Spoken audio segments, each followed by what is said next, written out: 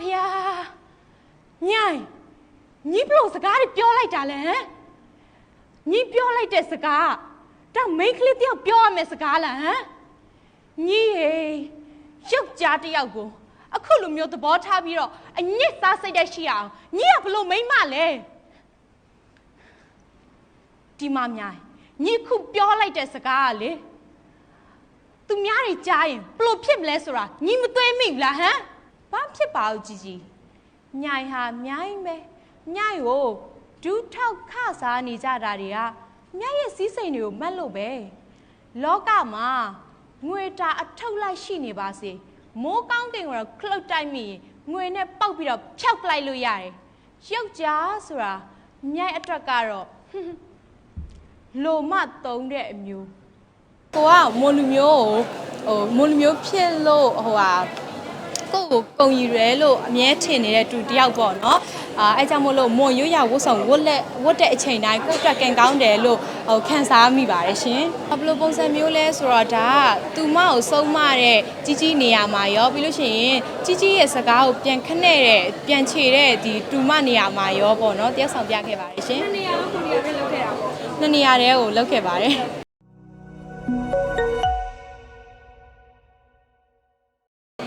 မင်္ဂလာပါရှင်ညီမရဲ့နာမည်ကတော့မြတ်ဝတ်ရည်သိမ်းပဲဖြစ်ပါတယ်ဗုဒ္ဓနံပါတ်ကတော့ SK032 ပဲဖြစ်ပါတယ်ရှင်။ဖိုင်နယ်ရောက်ပြီဆိုတော့စိတ်လှုပ်ရှားမှုအောင်ဘယ်လိုရှိနေလဲပြီးတော့စိတ်ပေါ်မှာဗာလေးလုပ်ပြခဲ့လဲ။စိတ်လှုပ်ရှားမှုကတော့အခုစိတ်အောက်ကနေဆင်းလာပေါ့နော်အခုထိလည်းရင်ခုန်နေအောင်ပါပဲစင်ပေါ်မှာကလေးကြတော့ညီမကတန်းလက်အနေနဲ့ကတော့မို့အကပြခဲ့ပါတယ်ဒီတယောက်ဆောင်ပိုင်းမှာကလေးကြညီမကပြိုင်ရိုင်ဆက်ကားတွေကပေါ့နော်မြိုင်နဲ့ကြည်ကြည်စက်ဝင်ခန်းကိုတယောက်ဆောင်ပြခဲ့ပါတယ်ရှင်အေးစိတ်ရုပ်လေးတော့ဘာကြောင့်လုပ်ဖြစ်သွားလဲဘာကြောင့်လုပ်ဖြစ်သွားလဲဆိုတော့ဒါကညီမတို့ဟိုကြောင်းတက်ကလေးကကြိုက်ခဲ့တဲ့ကားလေးဖြစ်တယ်အိမ်မှာဆိုရင်အိမ်လုံးကြည့်တဲ့ကားပေါ့နော်အရင်ကဆိုကျူးရှင်ကနေပြေးပြီးတော့အဲ့ကားကြည့်ကိုအရေးကိုပေါ့နော်အရင်ကြိုက်ခဲ့တဲ့ကားဖြစ်တဲ့အတွက်ကြောင့်မို့လို့ဒီအခုကိုတယောက်ဆောင်ပြရတဲ့ခါမှာအဲ့ကားကိုပဲရွေးချယ်ဖြစ်ခဲ့ပါတယ်ရှင်အဲ့တော့ပမိုင်နာဟိုဒါလေ့ကျင့်ထားခဲ့တာလားဘယ်လိုရှိလဲကိုယ်တိုင်ရောဒါစင်ပေါ်မှာလုပ်ပြခဲ့ရတာအားရကျဉ်းမှုရှိတာအားရကျဉ်းမှုကတော့ရှိပါတယ်ဘာလို့ဆိုတော့ဒီပြိုင်ပွဲအတွက်ကိုပေါ့နော်အဲ့ဟာကိုအများကြီးလဲလေ့ကျင့်ခဲ့တယ်ညီမဆိုတော့အဲ့ဒါအဆင်ပြေခဲ့ပါတယ်ရှင်ဘယ်လိုပုံစံမျိုးလေးဘယ်လို character ပေါ့အဲ့လိုလေးအနည်းလောက်ပြပြပေးပါဘယ်လိုပုံစံမျိုးလဲဆိုတော့ဒါကသူမကိုစုံမတဲ့ကြီးနေရာမှာရောပြီးလို့ရှိရင်ကြီးရဲ့စကားကိုပြန်ခနဲ့တဲ့ပြန်ခြေတဲ့ဒီတူမနေရာမှာရောပေါ့နော်တယောက်ဆောင်ပြခဲ့ပါတယ်ရှင်နှစ်နေရာလုံးကိုရီးယားပဲလုပ်ခဲ့တာပေါ့နှစ်နေရာတည်းကိုလုပ်ခဲ့ပါတယ်ပြောပါဦးဘယ်လိုလေးရှိလဲအဲ့ဒီအတွက်ကောထိုင်နေရဲ့ဒါအမြင်လေးပေါ့ကိုယ်တိုင်ဒါစကောကနေကြည့်နေတဲ့အချိန်ဘယ်လိုကျင်းနေလားမကျင်းနေလား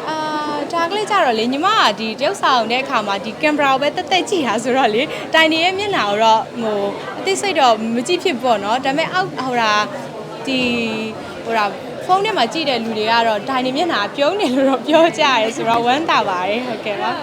ဘုရားမှတ်ချက်လေးရောဟာလေးကြားခဲ့ရတယ်အဲ့လိုမျိုးတော့မပြောပါဘူးရှင်တိုင်နေရလေဟုတ်ကဲ့ပညာမျိုးရောရှိလားမရှိပါဘူးအခုမှစပြိုင်ဖြစ်တာပေါ့နော်ညီမဆိုရင်အရင်က Miss ပြိုင်တယ် Miss Universe ပြိုင်တယ် Miss Universe ကနေတယောက်ဆောင်တင်တန်းတက်တယ်အခုမှရွှေကြိုပြိုင်တယ်ပေါ့နော်ဒီနှစ်မှအနုပညာကိုစလုပ်ဖြစ်တာပါဝတ်ဆောင်လေးအကြောင်းလေးပြောပြပါဦးဒီနေ့ဝတ်ထားတာကတော့ MD Mon Traditional Wear အစီအစဉ်ပေးထားတာပါလက်ဝတ်ရတနာတွေရောပေါ့နော်ဟင်းသားတွေနဲ့ဒါကလက်စွပ်ဆိုလဲဟင်းသားဆွဲကြိုးဆိုလဲဟင်းသားငကက်ဆိုလဲဟင်းသားပေါ့နော်ဟုတ်ကဲ့ပါဒီနေ့ကတော့မွန်ရွရဝတ်ဆောင်အပြည့်နဲ့မွန်မင်းသမီးလေးပါရှင်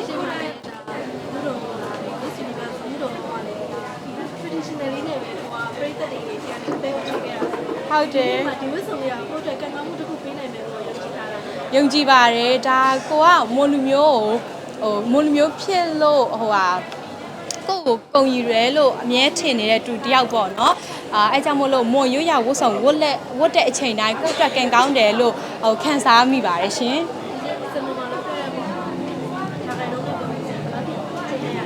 လောက်ထိကျင်နဲ့လဲဆိုတော့တရားမှဆိုရင်တော့80လောက်ကတော့ကျင်တတ်ပါတယ်ရှင်ပါရီကြားလဲဆိုတော့အဲ့လိုမျိုးတော့မရှိဘူးပေါ့နော်ဒါပေမဲ့ဒါတွေမျက်နှာတွေပြုံးနေတာမြင်ရတော့ဝမ်းသာပါတယ်မရှိဘူးရှင်နာ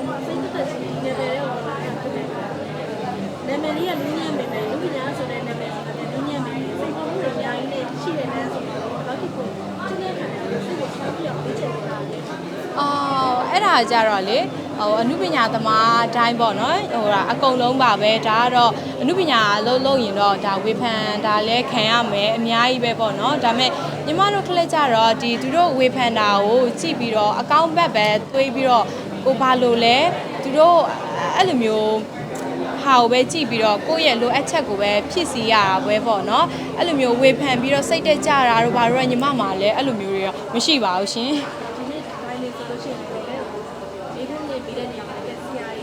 ဟုတ်တယ်ဟုတ်တယ်ဘယ်လောက်ထိရင်ခုန်လဲရလဲဘယ်လောက်ထိရင်ခုန်လဲဆိုတော့အောက်မှာကလေးရင်ခုန်နေတာဒါပေမဲ့အပေါ်ထဲရောက်သွားတော့အန်တီဆိုမြတ်သူစားတဲ့ထိရပေါ့နော်အရန်လဲရင်ခုန်တယ်ဒါပေမဲ့လည်းအဆင်ပြေခဲ့ပါတယ်ရှင်ဟုတ်ကဲ့ပါ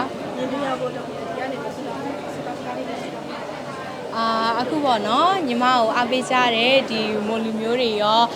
တခြားပရိသတ်တွေရောပေါ့နော်ညီမအခုလဲ final ကပြိုင်လို့ပြီးသွားပြီပေါ့နော်အကောင်းဆုံးလဲစူးစမ်းခဲ့တယ်ဟိုရလက်ထွက်လာတဲ့ခါကျလို့ရှိရင်လဲစူးတောင်းပေးကြပါအောင်လို့ပြောချင်ပါတယ်ရှင်